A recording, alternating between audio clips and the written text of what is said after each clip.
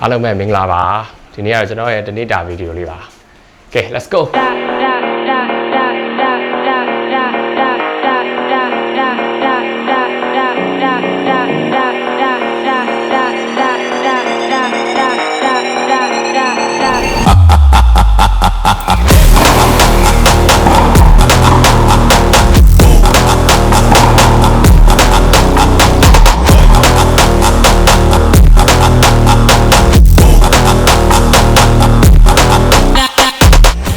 tennis ကတော့တစ်ပတ်ကို2ရက်3ရက်လောက်တော့ပုံမှန်ရိုက်ဖြစ်တယ်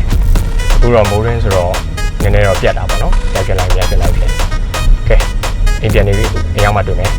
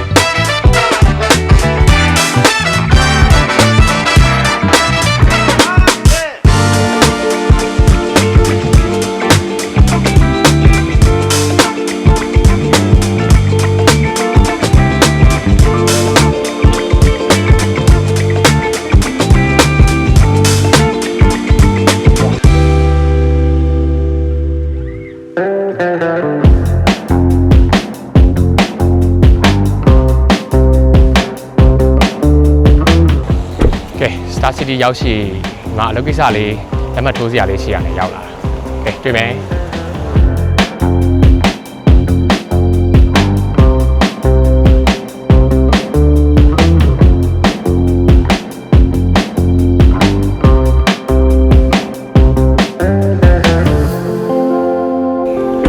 ကဲပြီးပါပြီလက်မှတ်ထိုးလို့ကျွန်တော်တနေ့တာတော့တရက်နဲ့မတူဘူးပေါ့နော်ဒီနေ့ကတော့လူပြိုလုတ်တဲ့နေပေါ့တယောက်တည်းဆိုလို့ဆိုတော့အခုပြီးရင်ကျွန်တော် MG ကနေပြီးတော့ RX9 ကား launch ပွဲလေးရှိတယ်အဲ့ဒီကိုသွားမယ်အဲ့ရောက်မှတွေ့ရမယ်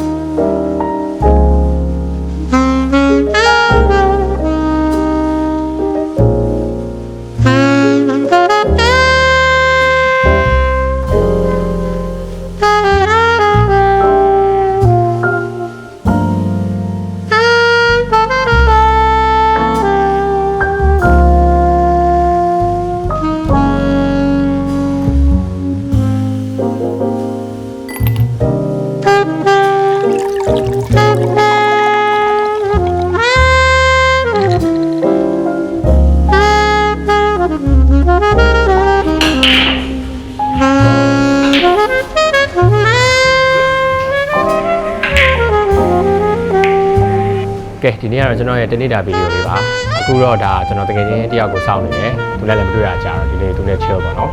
ကဲဒီဗီဒီယိုလေးကတော့ဒါပါပဲနောက်ဗီဒီယိုကြမှာတွေ့မယ်